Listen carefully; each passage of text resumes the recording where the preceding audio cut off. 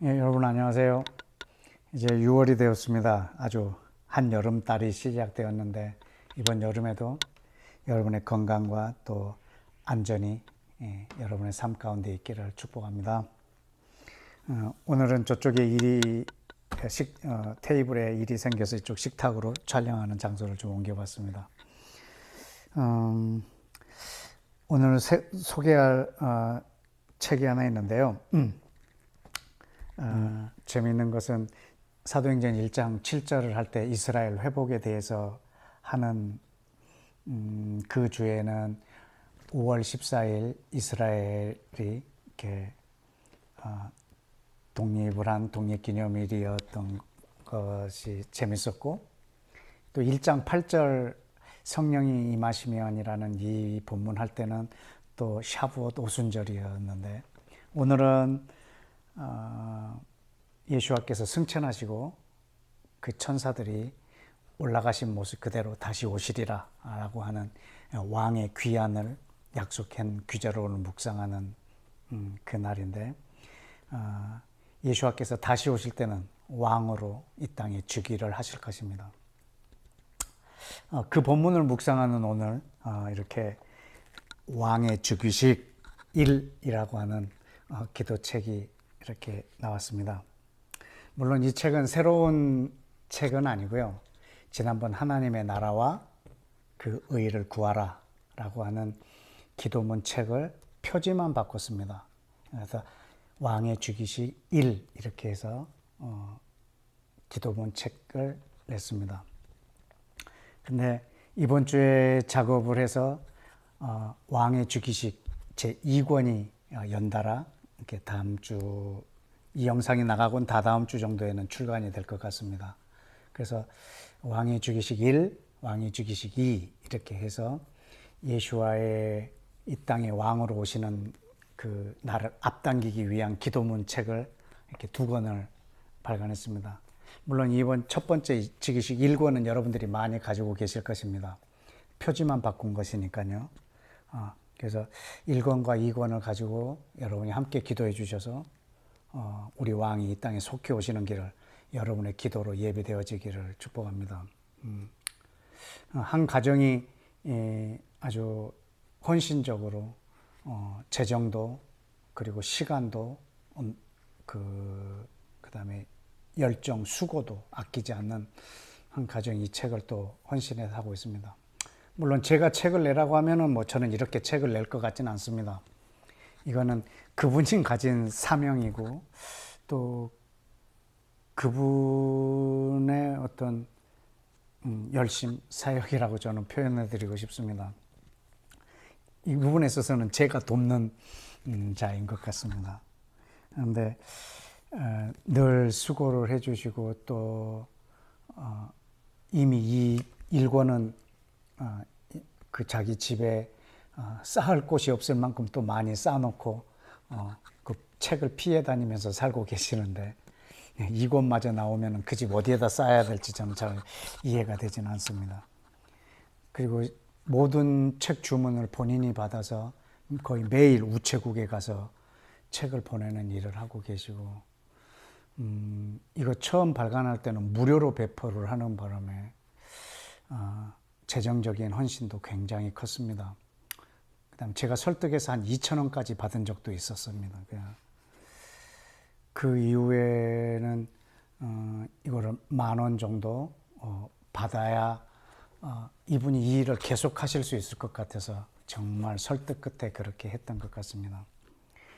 지금 아주 그 바코드까지 나와서 이제 가격은 12,000원으로, 물론 2권은 얼마가 될지는 잘 모르겠습니다.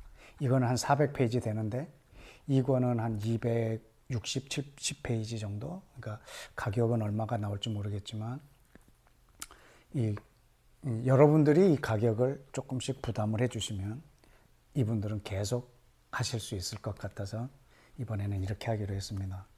아마 이 출판사 사장님의 말씀에 의하면 이것도 어떤 큰 사이트, 교보문고 사이트 이런 데서도 검색을 해서 구입할 수 있도록 이렇게 하겠다라고 하셨으니 그 이후에는 어떻게 될지는 잘 모르겠습니다만은 구체적으로 계획이 되면 여러분에게 알려드리겠습니다. 그래서 이 1권과 2권 하나님의 왕의 즉위식 1, 2권을 이번에 발간하게 됐습니다. 여러분들이 한번 1권은 제가 전혀 개입하지 않고 만들어진 책이고 2권은 제가 몇 날 며칠을 이렇게 수정하고 편집하고 물론 그분이 이 책 만드신 그분이 이제 전체 타이핑을 해서 저한테 보내주신 것을 제가 수정 보완하는 작업 정도로 해서 2권이 만들어졌습니다. 여러분이 쭉 읽으면 믿음을 실어서 기도할 수 있을 만큼 근데 여러분이 소리를 내서 읽을 때 함께 이렇게 기도가 될 것 같습니다. 그냥 묵음으로 읽는 것보다 여러분이 통독을 하시면서 소리를 내서 읽으면서 함께 기도하시면 더 마음에 더 믿음이 실려져서 하나님 앞에 기도로 올려질 걸 믿습니다. 함께 여러분이 동참해 주셨으면 좋겠습니다. 자, 오늘 말씀은 사도행전 1장 9절에서 11절 말씀입니다. 이 말씀을 마치시고 그들이 보는 데 올려져 가시니 구름이 그를 가리어 보이지 않게 하더라. 올라가실 때 제자들이 자세히 하늘을 쳐다보고 있는데 흰옷 입은 두 사람이 그의 곁에 서서 이르되 갈릴리 사람들아 어찌하여 서서 하늘을 쳐다보느냐 너희 가운데 하늘로 올려지신 이 예수와는 하늘로 올라가심을 본 그대로 오시리라 하였느니라. 아멘. 이 말씀에 대한 관찰을 읽어드립니다. 1. 어떤 말씀을 마치시고 하늘로 올라가셨다. 2. 무슨 말씀을 마지막으로 마치시고 승천하신 것일까? 3. 성령이 임하실 것을 말씀을 하시고 올라가셨다. 4. 성령님이 임하여 너희가 권능을 받고 땅끝까지 증인이 되라는 말씀을 하시고 올라가셨다. 5. 이 말씀은 마지막 유언이셨다. 6. 이 세상을 떠나시며 하신 마지막 말씀은 매우 중요하다. 7. 구름이 가려서 올라가시는 모습을 더 이상 볼 수 없게 되었다. 8. 제자들은 계속해서 그 하늘을 쳐다보고 있었다. 9. 제자들은 어떠한 마음으로 사라져가는 그 예수와를 보고 있었을까? 10. 그분이 하늘로 올리워지실 때 제자들은 절망이었을까? 아니면 그 구름과 함께 영광을 보았을까? 11. 흰 옷을 입은 두 천사가 나타났다. 12. 아마도 이 두 천사는 예수와께서 하고 싶은 말씀을 전달해 준 메신저였을 것이다. 13. 그 메시지는 왜 하늘을 쳐다보느냐라는 책망이었다. 14. 예수와께서는 올라가심 그대로 다시 오실 것이라는 메시지였다. 15. 제자들은 예수와가 가시는 것을 보았다. 16. 제자들은 예수와가 오시는 것을 보게 될 것이다. 18. 그 두 개의 사이에는 무슨 일이 있어야 하는가? 19. 예수와가 이 땅에 다시 오시는 길은 예수와의 마지막으로 말씀을 마치셨던 그 내용 안에 있다. 20. 우리는 그분이 오시는 날을 기다리며 세상으로 가야 한다. 이것이 이번에 저희 관찰했던 내용입니다. 오늘 우리가 묵상할 이 말씀은 아주 매우 중요합니다. 예수와께서 마지막으로 했던 그 말씀의 내용, 누구든지 이 세상을 떠나갈 때 마지막으로 남기는 유언은 자기 생을 돌아보면서 가장 중요한 일을 말하고 떠나가실 것입니다. 예수와께서 이 땅에 마지막으로 육체를 가지고 했던 말씀, 그건 우리가 평생 마음에 두면서 살아야 될 것 같습니다. 그 마지막 말씀은 성령이 너에게 임하시면 너희가 땅끝까지 가서 나의 증인이 되어야 된다라고 하는 내용이셨고, 그 내용이 이분의 승천하심과 다시 오심에 대한 그 사이의 일이라는 것입니다. 우리는 예수와께서 승천하시고 다시 오시는 그 사이에 있고, 이 사이에 우리가 해야 할 일은 하늘을 쳐다보는 일이 아니라는 것입니다. 아주 공상적인 그리스도인, 그냥 허공을 쳐다보고 예수님의 재림만 바라고 있는 이런 공상적인 그리스도인도 아니고, 이 당대 유대인들처럼 당장 하나님의 나라가 임할 것처럼 예수와를 정치적인 그런 메시아로 생각했던 그런 모습이 있었습니다. 그런 생각을 갖고 있었던 제자들이기 때문에 예수와의 승천함이 너무 허무했을 것이고, 그리고 그분이 보이지 않는데 계속 하늘을 쳐다보고 있는 것은 이들의 삶이 아니라는 거죠.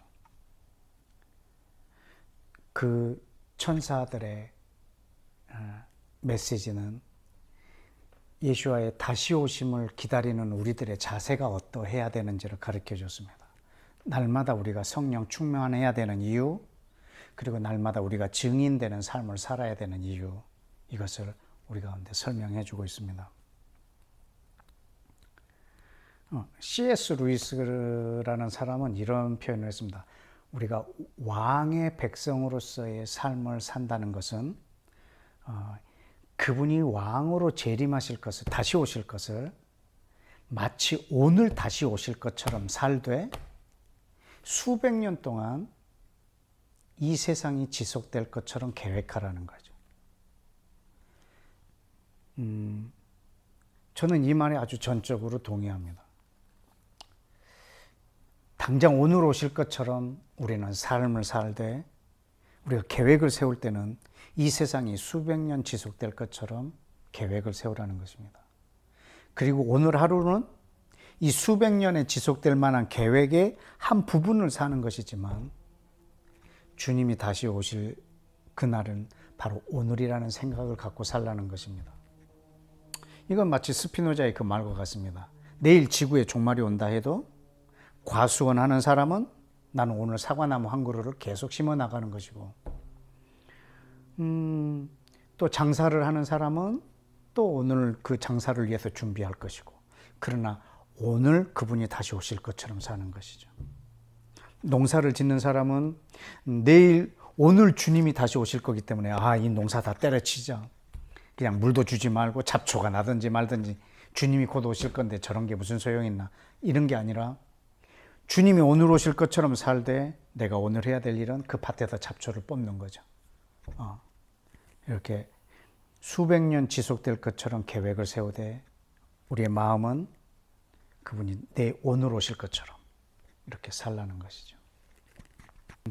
예수와께서 제자들에게 내가 너희를 떠나는 것이 훨씬 더 유익하다 이렇게 말씀하셨습니다. 아마 제자들은 그 순간에 이걸 기억하지 못했을 수도 있지만, 예수와께서 승천하시는 모습은 제자들에게 매우 유익하고, 또 하나님의 나라를 살려고 하는 앞으로 살아갈 제자들에게는 이보다 더 큰 유익이 없습니다. 왜냐하면 우리에게 성령을 보내주실 것이기 때문입니다. 성령님이 임하시면 이 땅에는 하나님의 나라가 임할 것이고, 그리고 예수와의 다시 오심이 완성될 것이기 때문입니다. 저와 여러분이 왕의 즉위식을 기다리고 있다면 이 책 제목처럼 이 왕의 즉위식을 우리가 꿈꾸고 있다면 우리가 날마다 해야 하는 일은 성령의 충만함입니다. 성령의 능력을 입음, 그분의 임재 가운데 있음, 이것이 우리 가운데 절대적입니다. 그리고 우리는 그분의 증인이 되어야 됩니다. 그 증인이 뭘까? 한번 생각을 해봤으면 좋겠는데, 예수와를 설명하는 것이 증인일까? 소위 우리가 전도라고 하는 것, 예수와가 어떤 분이다라는 것을 설명하는 것이 증인일까? 그러면 예수와는 이 땅에서 성령의 충만함을 입고 어떻게 아버지의 증인으로 사셨을까? 우리가 이걸 보면 그분은 우리에게 본을 보이러 오신 분이기 때문에 예수와는 아버지를 어떻게 증인의 삶을 사셨을까, 증거하셨을까를 우리가 힌트를 좀 얻었으면 좋겠습니다. 지난번 우리는 요한복음 전체를 묵상하면서 가장 많이 봤던 표현이 보냄을 받았다라고 하는 말이었습니다. 예수와는 보냄을 받은 자. 그래서 어떤 본을 보이셨는지 요한복음 우리 17장을 한번 더 보자면 17장 6절에 세상 중에서 내게 주신 사람들에게 내가 아버지의 이름을 나타내었나이다. 이게 증인의 삶입니다. 세상에서 내게 준 사람들에게 내가 아버지를 보여줬다는 것입니다. 나타냈다는 것입니다. 그들은 아버지의 것이었는데 내게 주셨고, 그리고 나는 그들에게 아버지를 나타냈다는 뜻입니다.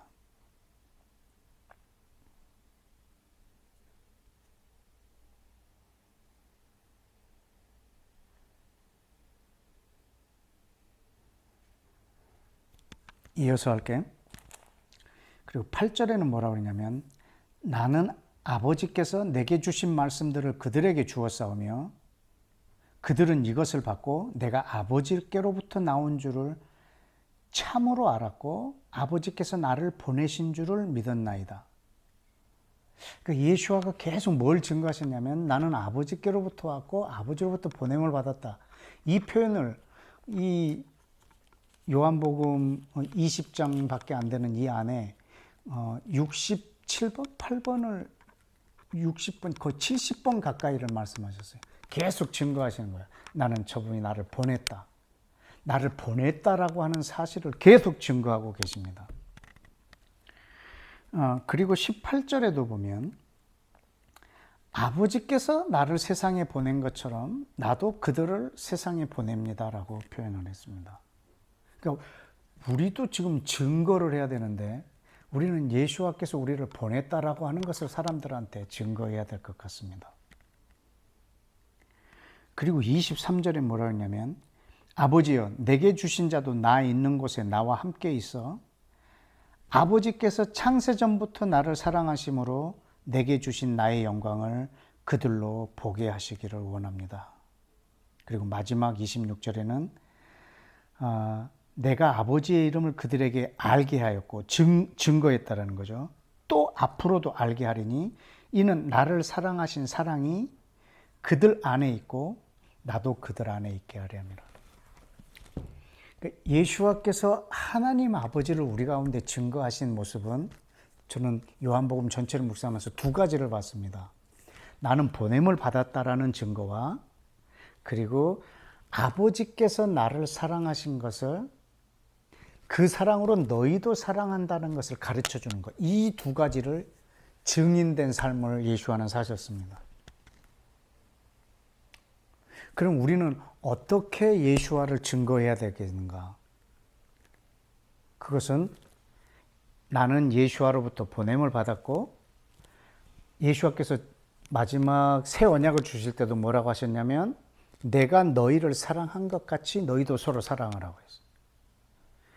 예수와도 뭐라고 말씀하셨냐면, 아버지께서 나를 사랑하신 그 사랑으로 나도 너희를 사랑했다라고 표현하셨거든요. 새 계명이 뭐냐면 예수와께서 우리를 사랑한 것처럼 우리도 서로 사랑하는 거예요. 이것이 우리가 예수와를 증거해야 되는 일이에요. 우리가 서로 사랑하면 사람들이 나를 보고 예수와의 제자인 걸 알게 된다는 거죠. 이게 예수와를 드러내는 것이라는 거죠. 증거하는 것. 예수와께서 이 땅에서 아버지를 증거하는 모습을 우리가 봤다면 우리는 이 세상에서 어떻게 아버지를 증거해야 되는가를 저는 이 묵상 속에서 발견했습니다. 예수와를 우리가 신학적으로 설명하거나 교리적으로 설명해서 저들이 그것에 복종하고 내 설득에, 내 설명에 저들이 순복해서 마음에 영접하게 하거나 천국과 지옥을 그들에게 제시해서 그들에게 선택하게 하는 그런 어떤 전도 방법보다는 더 중요한 증언은 나는 예수와로부터 보냄을 받은 자요. 그리고 저분이 나를 사랑한 것 같이 나도 저애를 사랑해서 예수와를 보여주는 것이죠. 그것이 우리가 땅끝까지 해야 될 우리의 증거인 것 같습니다. 전도, 선교도 예수와를 설명하는 작업이 아니라 어느 땅에서 예수와가 이 땅에서 살아낸 것처럼 한 지역에서 그 사랑을 갖고 살아내는 그 선교가, 그 전도가 가장 강력한 전도이지 않을까 또 생각을 해봅니다. 이 삶이 우리 예수와가 올라가신 그 모습 그대로 다시 오시게 하는, 왕으로 즉위하게 하는 우리의 행위일 것입니다. 그러나 이렇게 사는 것은 우리의 능력으로는 불가능합니다. 예수와도 이 땅에 육체로 오셔서 스스로 그렇게 했다 말씀하시지 않습니다. 날마다 내게 성령을 기름 붓듯 하셨음에 그게 가능했다라고 말씀하고 계십니다. 그래서 우리도 날마다 성령의 충만함을 입어서 그것이 가능하게 해야 하겠습니다. 이것이 우리 왕의 즉위식을 앞당기는 것이라고 생각합니다. 여러분 함께 기도하십시다.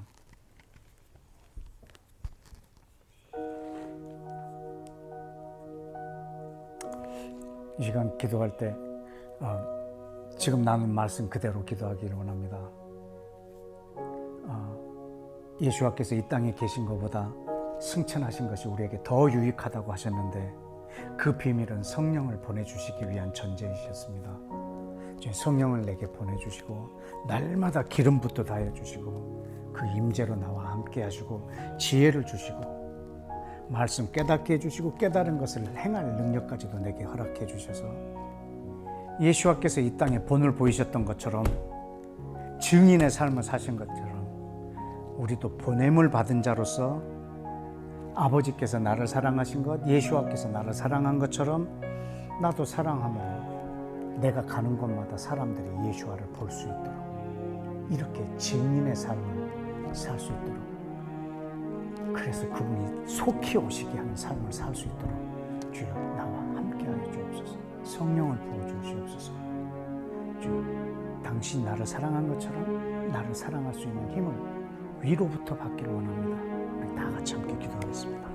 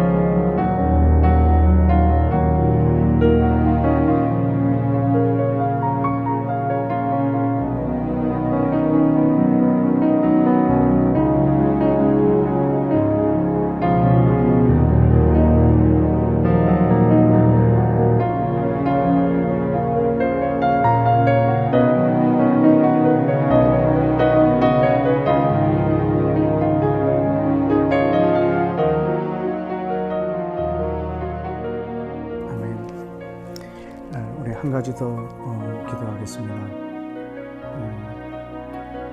아까 C.S. 루이스의 말을 빌렸던 것처럼 우리가 왕의 백성이라면 오늘 당장 예수와께서 이 땅에 오실 것처럼 살되 이 세상이 수백 년 동안 지속될 것처럼 계획을 세워야 합니다. 그리고 그 계획에 하루하루를 사는 것입니다. 그것이 당장 오늘 오시는 그분의 오심을 예비하는 길입니다. 아까 비유로 말씀드렸던 것처럼 내가 농사를 짓는 사람이라면 오늘 예수가 오신다면 저 농사가 무슨 소용있냐, 잡초가 자라게 하고 물도 주지 않고, 이것은 그분의 오심을 기다리는 삶이 아닙니다. 오늘 오실 것처럼 살되 풀을 뽑아줘야 되고 물을 줘야 되고, 내일 지구의 종말이 분명히 온다 해도 나는 오늘 잡초를 뽑고 물을 주는 일을 해야 하는 것이 왕을 기다리는 백성들의 삶입니다. 오늘 오실 것처럼 아까 제자들의 모습처럼 하늘만 쳐다보는 공상적인 그리스도인이 아니고 실제적으로 오늘 하루하루를 성령의 능력으로 어떻게 살아야 되는지, 이것이 우리 가운데 플랜으로 있어야 되는 것이 우리의 몫입니다. 이 시간 기도할 때 하나님, 우리가 예수와의 올라가심과 다시 오심 사이에 있는데 주님, 이 사이에 이 삶을 온전하게 살 수 있는 능력을, 힘을 주께서 마지막 유언으로 남기셨던 것처럼 주여, 날마다 성령 충만한 것이 내 삶의 과제가 되게 해주시고 나의 일이게 해주시고, 그리고 나의 반드시 이루어져야 될 일로 여기고 그 성령 충만함으로 이 땅을 살아가는, 그래서 나에게 맡겨진 일을 하루하루 최선을 다하는 것이 당장 오늘 오실 메시아의 오심을 예비하는 길인 것을 주님, 우리가 알고 그것을 준비하는 삶이 되게 하여 주옵소서라고 왕의 즉위식을 기다리는 자의 지혜, 왕의 백성의 삶을 온전하게 살게 해달라고, 그러기 위해서는 성령을 부어달라고 우리 다시 한번 기도하겠습니다.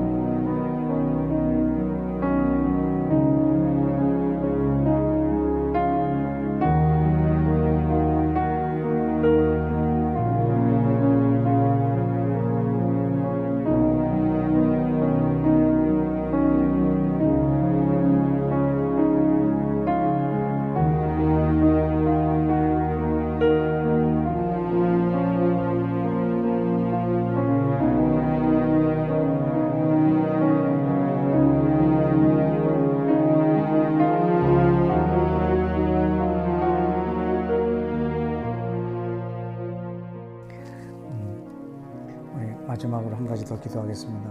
여러분, 이 묵상의 시간이 또 끝나도 여러분에게 기도의 제목을 주었던 것을 메모해 두셨다가 계속 한 주간 동안 이 기도를 계속 하시는 또 그런 열심, 또 지혜가 있으시기 바랍니다.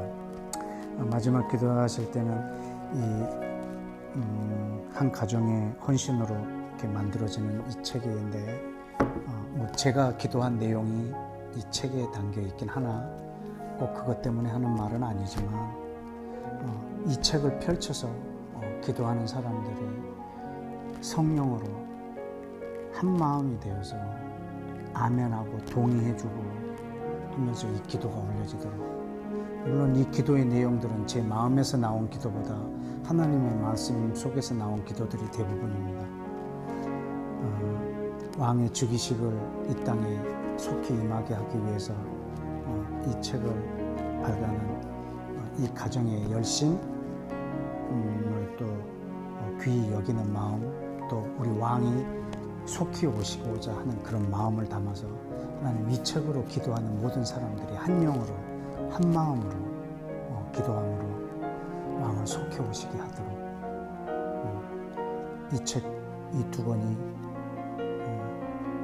우리가 기도할 때마다 이 책을 펼 때마다 성령님 역사해 달라고, 그리고 이 기도하는 모든 이들의 한 마음 가운데 한 마음으로 한 세 사람으로서 기도하면서 우리 왕을 즉위하는 왕을 초청하는 그런 기도의 책이 될 수 있도록 함께 기도하는 자들과 이 책의 쓰임을 위하여 우리 마지막으로 한 번 더 기도하겠습니다.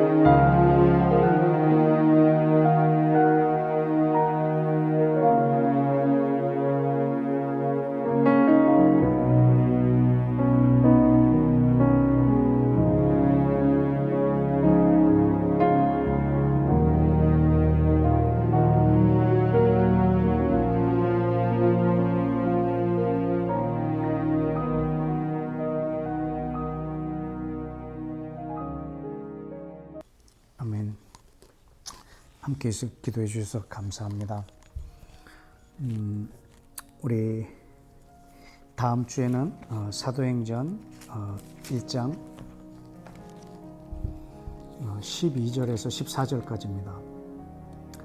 제자들이 감람원이라 하는 산으로부터 예루살렘에 돌아오니 이 산은 예루살렘에서 가까워 안식일에 가기에 알맞은 길이라. 들어가 그들이 유하는 다락방에 올라가니 베드로, 요한, 야고보, 안드레와 빌립, 도마와 바돌로메, 마테와 및 알페오의 아들 야고보, 셀로진 시몬, 야고보의 아들 유다가 다 거기 있어 여자들과 예수와의 어머니 마리아와 예수와의 아우들과 더불어 마음을 같이하여 오로지 기도에 힘쓰더라. 이 말씀을 갖고 우리 다음 주에 또 여러분과 기도하도록 하겠습니다. 여러분 한 주간 평안하시고 다음 주에 뵙겠습니다. 감사합니다.